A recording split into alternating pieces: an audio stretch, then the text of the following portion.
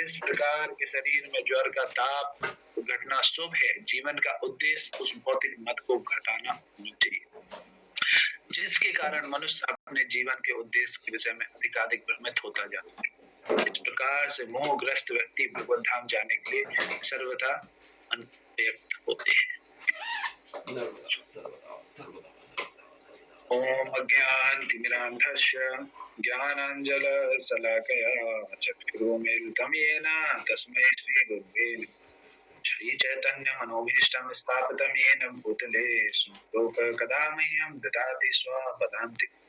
नमो विष्णुपदाय कृष्णपृष्ठाय भूतले श्रीमते भक्तिवेदान्त स्वामीति नामिने। नमस्ते सरस्वती देवे गौरवाणी प्रचारिणे निर्विशेष शून्यवादी पाश्चात्य देशतारिणे। वाञ्छा कल्पतरुभ्यश्च कृपा सिन्धुभ्येव च पतितानां पावनेभ्यो वैष्णवेभ्यो नमः। हे कृष्ण करुणा सिन्धु दीनबन्धु जगत्पते देश गोपिका कांत राधा कांत नमस्ते। तप्त कांचन गौरांगी श्री राधे वृंदावनेश्वरी सुभानुसुते देवी प्रणमामि हरि। जय श्री कृष्ण चैतन्य प्रभु नित्यानंद श्री अद्वैत गदाधर शिवासादि गौर।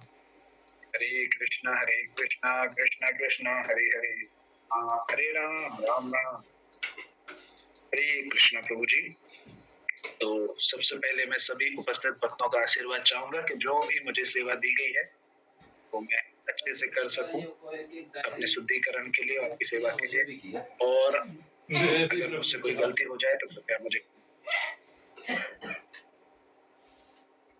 तो हम ये बहुत ही अच्छा वर्ष है। कुंती महारानी भगवान से प्रार्थनाएं कर रही है, तो इस वर्ष को लेने से पहले चाहूंगा इसका पिछला भी थोड़ा सा पढ़ते चले। पिछले का सिर्फ हम अनुवाद पढ़ेंगे, वो भी बहुत अच्छा है, तो साथ में रिलेटेड है। तो कुंती महारानी कहनी, मैं चाहती हूँ कि ये सारी विपत्तियां बारंबार हैं, जिससे हम आपका दर्शन पुनः पुनः कर सकें, क्योंकि आपके दर्शन का अर्थ यह है कि हमें भाग्यवान वाले जन्म मृत्यु को नहीं देगा। फिर अगले श्लोक में बहुत ही डोमिनेंट श्लोक है, जन्म ऐश्वर्य सुख के। तो इस परपट को इस प्रभुपाद जी ने बहुत अच्छी बातें कही है कई, तो मैं परपट साथ साथ पढ़ता जाऊंगा और साथ साथ उसके पॉइंट हम डिस्कस करते जाएंगे। काफी सारे अच्छे पॉइंट्स हैं, तो एक एक करके हम डिस्कस करते जाएंगे और कुछ हम प्रैक्टिकल डिस्कशन भी करेंगे इसमें। तो शुरुआत में लिखते हैं प्रभुपाद जी, भौतिक दृष्टि से सद्गुणित होने का अर्थ है किसी कुलीन परिवार में जन्म लेना और प्रचुर संपत्ति से आकर्षक सौंदर्य युक्त। सारे भौतिकवादी लोग इन सारे भौतिक ऐश्वर्यों को प्राप्त करने के पीछे पागल रहते हैं और इसी को भौतिक सभ्यता की कहा। लेकिन परिणाम यह होता है कि इन समस्त क्षणिक भौतिक संपत्तियों के होने से मनुष्य कृत्रिम रूप से गर्वित हो जाता है। फलस्वरूप भौतिकता के नशे में चूर ऐसे लोग भगवान का पवित्र नाम लेते हैं। तो पहले हम 4-5 लाइन डिस्कस करेंगे। तो भौतिक हम देखते हैं, भौतिक जगत पूरा किस चीज के लिए भाग, पैसा, अच्छी शिक्षा, सुंदरता, हरी चीजें, इन्हीं के पीछे। और प्रेम भी उन्हीं को मिलता है, प्रेम भी उन्हीं को मिलता है जिसके पास पैसा ज्यादा है। हम उसको देखते हैं, टीवी पे देखते हैं, हर जगह देखते हैं। तो हमारी भी इच्छा वही है कि हम भी वहीं भागें, चाहते हैं हमारे पास ज्यादा से ज्यादा पैसा हो तो हम खुश हो जाएंगे, ज्यादा से ज्यादा अच्छा पढ़ लें, है ना। और सुंदरता, लोग सुंदर दिखना चाहते हैं, है ना। और जो अच्छे कुल परिवार में जन्म लिया, ऑब्वियसली वो आप चाह तो नहीं सकते, आप तो हो ही गया है।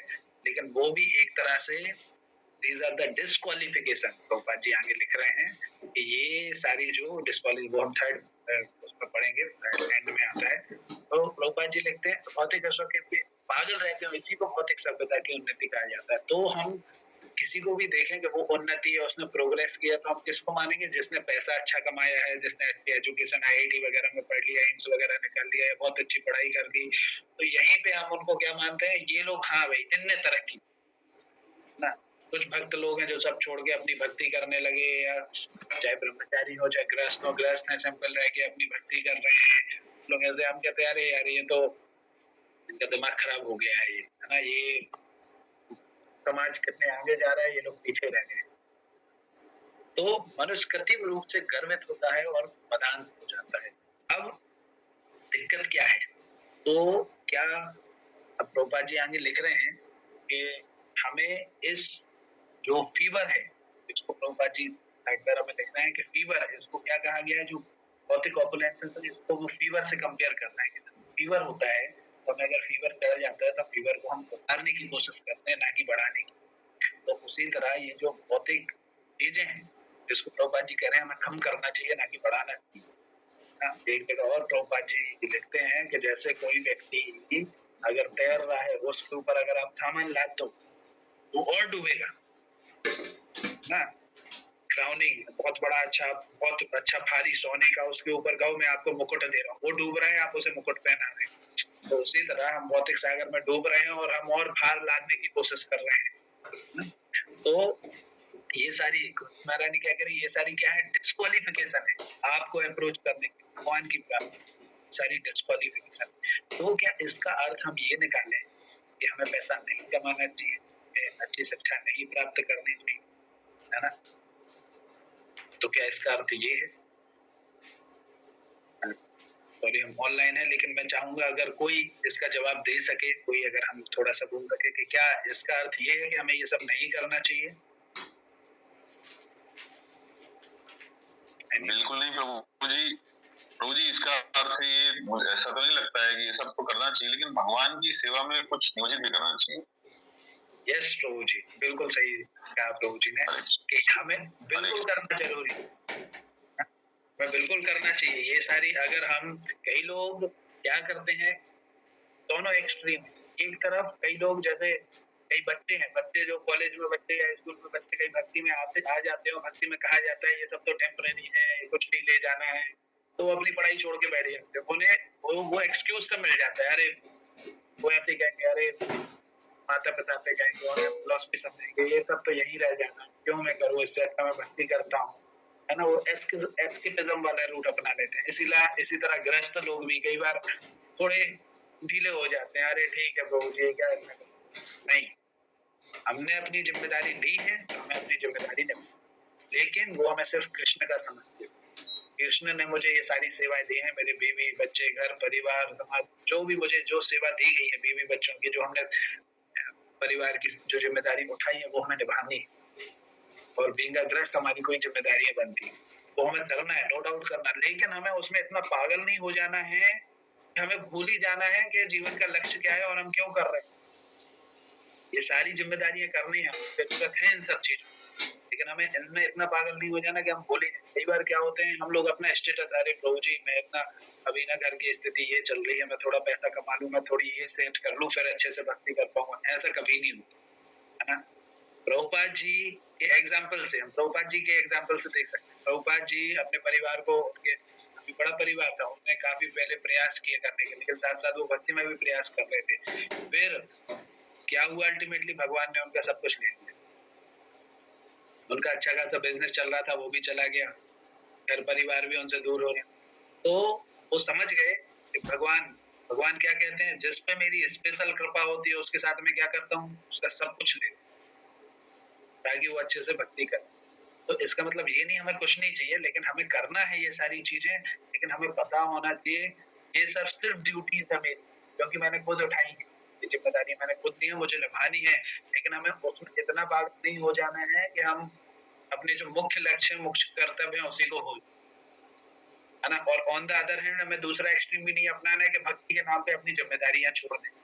कई लोग भक्ति में लगे हैं, घर की जिम्मेदारी नहीं संभालते। हमें दोनों चीजों को बैलेंस करके चलना है, हमें अपनी भक्ति भी करनी है और ये सब भी उठाना है, लेकिन जब जरूरत पूरी हो गई तो पैसा ये नहीं कुछ कमाना है, इससे कंप्लीट करना है, ये करना है, इतने कमाना है, मतलब आपकी जरूरतें पूरी हो भी गई तब भी आप लगे हुए, आप लग सकते हो, नो डाउट आप खुद कमाइए, लेकिन उसे फिर भगवान की सेवा में, आपके पास पैसा आ गया बहुत तो आप उसे भगवान के मंदिर में बनाने में, क्योंकि और सेवाओं में आप उसमें लगा सकते हैं, क्योंकि आप लेके तो जाने वाले नहीं वो पैसे को।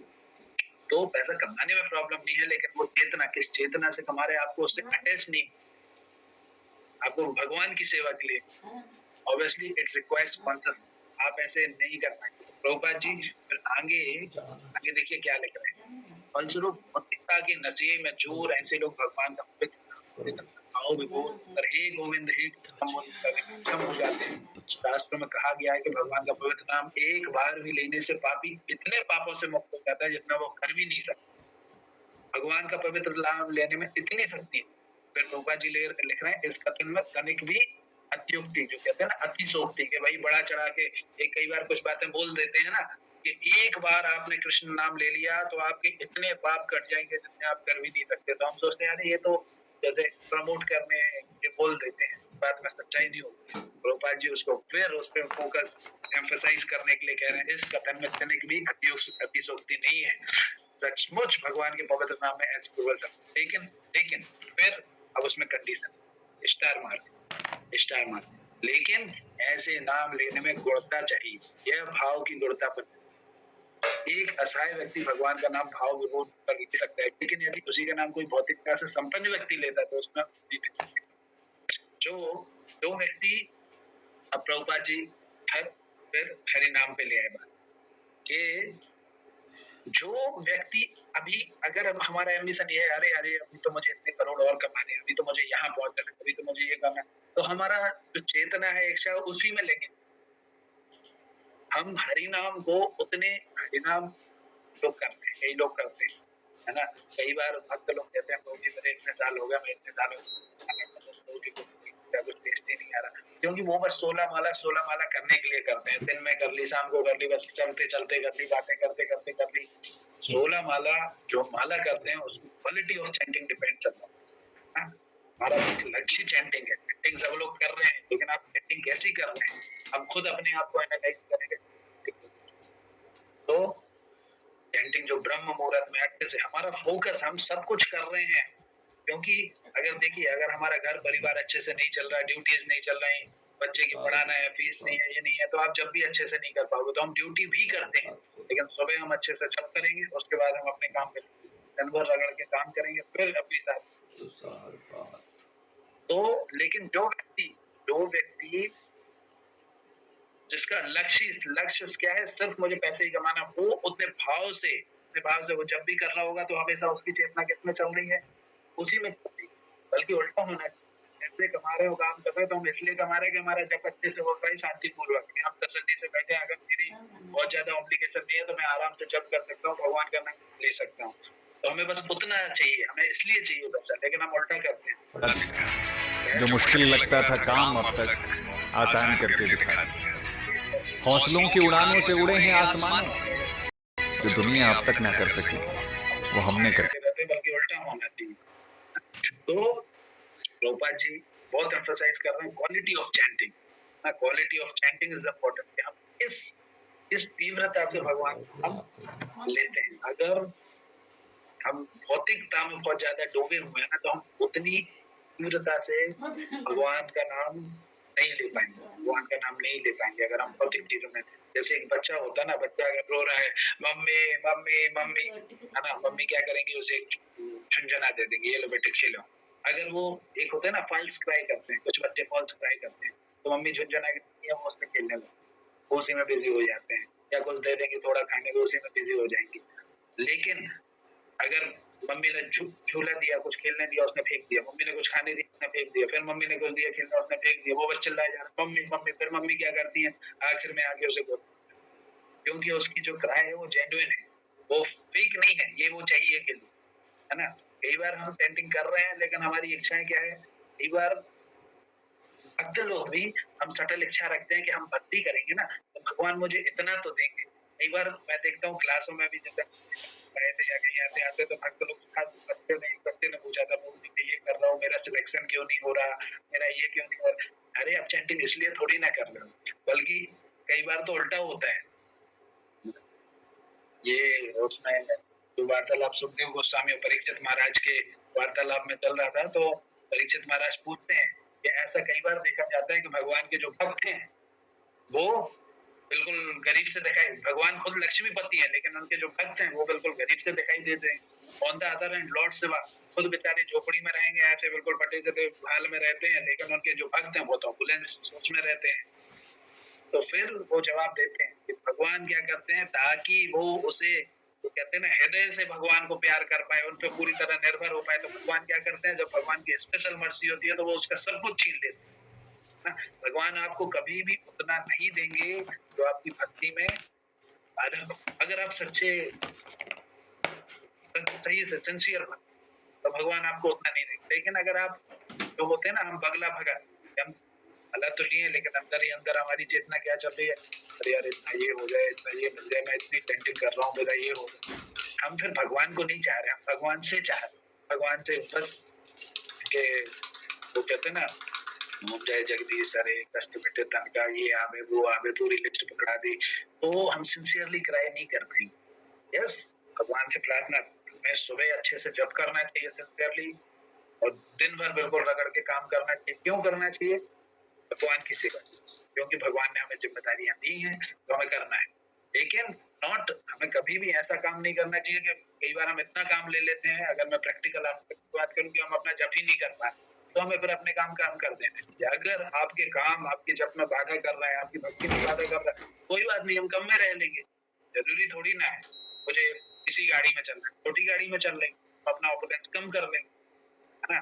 ये भक्त लोग बहुत बड़ी भक्त क्या, नॉर्मल समाज क्योंकि ये है, और ये भक्त भी गलती करते हैं। जैसे ही हमारे पास थोड़ा सा पैसा आता है, हम अपना स्टैंडर्ड ऑफ लिविंग बना दें और हमेशा उसी की कोशिश करते हैं। नहीं, हमारी जरूरतें पूरी हो रही है, और पैसा आएगा वो बस हमें इसमें यूज करें, हमें मानसिक शांति मिलेगी हमारी सारी। अगर हमारे पास है इतना पैसा कि हम आराम से अपनी जिम्मेदारियां निभा पाएंगे, तो हम आराम से जब भी कर पाएंगे। लेकिन कई बार हम सोचते हैं तो जी मैं पैसा कमाऊंगा फिर आराम से भक्ति करूंगा, वो बहुत गलत है।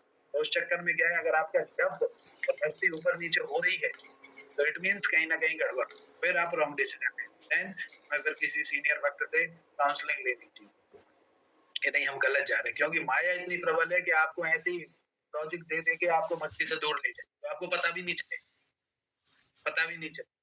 तो हमें ये भौतिक चीजें हैं, इन्हें पाने की चलिए हमारी जरूरत है, हमें करनी चाहिए, लेकिन नॉट एट द कॉस्ट, क्योंकि बहुत ज्यादा भी आ जाए तो हम फिर भगवान का जो हृदय से नाम हम कभी नहीं लेते।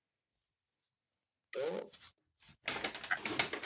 इस जो हमारे लिए इस श्लोक का सार है वो यही है कि प्रभुपाद जी ने दो चीजों पर फोकस किया। जब पे फोकस किया क्वालिटी ऑफ पेंटिंग, दूसरी चीज किस पे फोकस की है कि जो मटेरियल फीवर है वो हमें बढ़ाना नहीं चाहिए, कम करना है। हमें धीरे धीरे अपनी जरूरतें भी कम करनी चाहिए, हमें बढ़ानी नहीं चाहिए। हमारे पास क्या होता है, धीरे धीरे क्या होता है, हम जब भी हम कैरियर शुरू करते हैं, बढ़ते जाते हैं, तो हमारे पास पैसा बढ़ता जाता है, तो हम भी पहले बाइक पे चल रहे होते हैं, फिर कार ले लेते हैं, फिर बड़ी कार ले लेते हैं, फिर ये कर लेते हैं, हेलीकॉप्टर में सब कुछ करो। लेकिन हमें धीरे धीरे जो जरूरत है सिर्फ उनको रखना चाहिए, बाकी जो ऑपुलेंस है कि हम दिखाने के लिए वो सब कम करते हैं, बल्कि अपने भक्ति में समय बढ़ाना चाहिए। अगर आपके पास पैसा ज्यादा है, आपकी जिम्मेदारियां सारी, तो हम भक्ति में ज्यादा अच्छे से समय देते हैं। उसका लक्ष्य ये होना चाहिए कि ये कि अब इतना उसकी तो कोई लिमिट ही नहीं।